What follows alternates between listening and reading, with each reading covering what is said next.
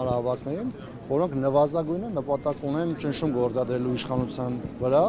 պարտադրելու իրենց օրակարգը եւ հնարավորություն ստեղծելու որոշակի փոփոխությունների։ Տարբեր քաղաքական, քաղաքացիական նախաձեռնություններ այս տարիների ընթացքում ցույց են տվել, որ որոշակի փոփոխություններ այնուամենայնիվ կարող են լինել եւ նաեւ իրադրությունը տարբեր հանգրվաններում ցույց է տվել, որ ճնշման բացակայությունը, պայքարի բացակայությունը, իրադրային դանդաղկոտությունը այս իրավիճակում բերում է շատ ավելի ծանր հետևանքներ։ Այնպես որ ես կարծում եմ, որ այսպիսի նախաձեռնություններին պետք է բոլոր առումներով սատարել, իսկ մասնակցությունը կարևորը նաև արդյունքը չի, ինչքան էլ ճնշումը մենք անվանում ենք նմանատիպ ակցիաները ճնշում, բայց արդյունքն ավելի կարևոր չի։ Երբ որ ես խոսում եմ ճնշման մասին, առաջին հերթին նկատի ունեմ իր հիմքում ունեցող արդյունքը, որտեղ այնպես չէ, որ այս կարևոր հիմնահարցերի հետ կապված կա զուտ օլիմպիական հետաքրքրություն։ Բնականաբար նպատակը ճնշումներ գործադրելու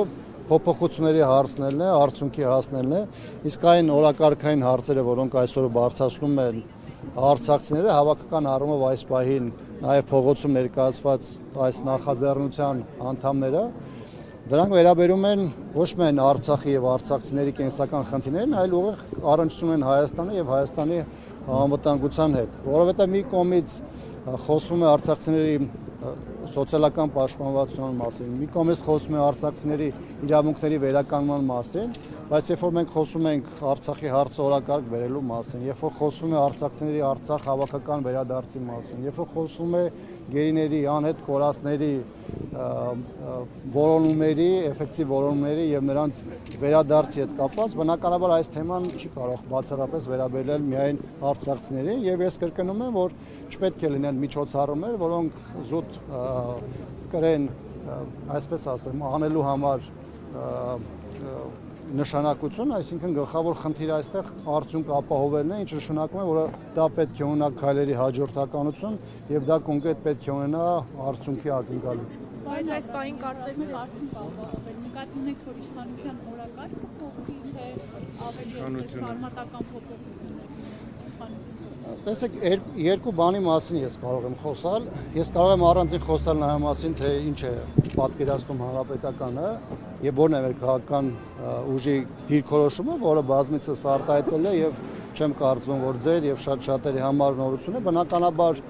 արտաքին քաղաքական օրակարգային ինչ որ այսօր ներկայացնում է Հայաստանի իշխանությունները, դրանք հայ ժողովրդի շահերը չեն ներկայացնում, չեն ծառայեցվում հայերին, հավաքական հայ հետաքրքրություններին եւ բնականաբար այս տեսանկյունից մենք որպես քաղաքական ուժ մեր համար առաջնային այս իշխանության փոփոխությունն է, որովհետեւ որևէ կոսմետիկ փոփոխություն կամ որևէ այս իշխանության ներկայացած իմիտացիա բնականաբար մեր համար չի կարող հավաստի լինել։ Մենք ուղղակի այստեղ խոսում ենք այլ բանի մասին, կա կոնկրետ նախաձեռնություն,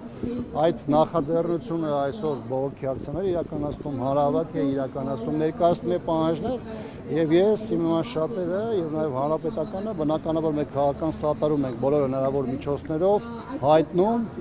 այս ակցիաներին, այս միջոցառումներին եւ մենք փորձում ենք նաեւ մեր հնարավորությունները, ռեսուրսը ծառայեցնել մեր ընդհանուր նպատակների իրացմանը։ Օրինակ իշխանությունների կողմից այս բոլոր ձեր բարձրացած հարցերին այսպիսի պատասխանել է, ինչու որ եթե մենք այդպես չանենք, պատերազմ կսկսվի։ Օրինակ Տավուշում ամենա, այսպես ասած, տարածված հիմնավորումը դա է, ասում է, դե հա, պետք է այդ պայմանագիրներ ստորագրենք, պահանջներն էլ կատարենք, թե չէ հակառակ դեպքում։ Տեսեք, 2018-ին, որ այս նույն մարդիկ եկել են իշխանության, ասում են մենք եկել ենք խաղաղություն բերելու։ Հիմա նրանց 2 տարի հետո մենք ունեցանք ծանր պատերազմ 20 թվականին, 21 թվականին, երբ որ ընտրությունից առաջ այս ուժը հայտարարում էր, որ խաղաղության դարաշրջան է բացում, դրանից հետո մենք տեսանք Հայաստանի Հանրապետության տարբեր հատվածների նկատմամբ օկուպացիա, Գեղարքունիքից սկսած, վերջացած Սյունիքով, Վայոց ձորով Հիմա այս նույն իշխանությունը, որը իր կառավարության ծրագրում, իր նախընտրական ծրագրում գրել էր արցախցիների քրոշման իրավունքի մասին, հիմա հայտարարում է Արցախի ադրբեջանական լինելու մասին։ Այնպես որ այն ինչ որ ասում է այս իշխանությունը, նպատակ ունի այդ իրավիճակում իր համար որոշակի շահեկան դիրքավորում ապահովել, փորձելով նաև փողոցը ցրել, մարդկանց ապայցե տանել, հիասթափության տանել եւ այս իշխանության որևէ հայտարարություն չի կարող մարդկանց համար լինել հավաստի։ Հիմա նույնն էլ այս իրավիճակն է։ Անցյալ տարի տավուշում էր, ասեցին եթե այս 4 գյուղերը չհանձնենք, պատերազմ է սկսելու։ Հիմա մեզ վաղը գալու են ասեն այսիշ մարտը չհանձնենք, պատերազմ է սկսելու։ Այսիշ մարտուն չհանձնենք, ադրբեջանցիները պատերազմ է սկսելու։ Եթե մենք կհանձնեն ըստ ես եթե հեսա ներողություն, եթե մենք սպասենք թե իրանք ինչ են ասում, որը մեծ հաշվով նպատակ ունի իրենց իշխանությունը պահպանելու, բնականաբար ստեղծված իրավիճակում Հայաստանը կշարունակվի գլորվել ներքև։ Ինչ վերաբերում հանձնեմ, որտեղ պահանջում է Ալիևը, օրինակ Սերժ Սարգսյանի, Ռոբերտ Քոչարյանի, Սեյրան Օհանյանի եւ այլ ռազմաքաղաքական գործիչների հանձնումը իրենց։ Գիտեք, այն մարդկանց մասին խոսում եք, այս իշխանության հռչակած թշնամիներն են, եւ այս իշխանությունները եւ իշխանություն եկած ժամանակահատվածում եւ դրանից առաջ իրենց ողջ հնարավորությունները օգտագործել են բոլոր առումներով այդ մարդկանց թիրախավորելու, վարկաբեկելու եւ այս տեսանկյունից եթե հաշվի առնենք, որ Հայաստանի իշխանությունը ավելի շատ ներկայացնում է ադրբեջանական օրակարգը եւ իր բոլոր գործողությունները ծառայեցրել է Ադրբեջանի շահերին, այս իրավիճակում բնականաբար որևէ ողջամիտ մարդ չի կարող բացառել, որ Հայաստանի իշխանությունը ինչ-որ փուլում կամ կգնա կամ հանցավոր լռություն կդրսևորի ադրբեջանական այդպիսի պահանջների ներկայացման մասով։ Այսինքն այն իշխանությունը, որը իր բոլոր քայլերով, իր բոլոր հայտարարություններով գրեթե հայլային կրկնում է ադրբեջանական պարտադրանքն ու նախապայմանները, բնականաբար այս տեսանկյունից որևէ լավատեսություն ուղղակի չեն կարող ունենալ։ Շնորհակալություն։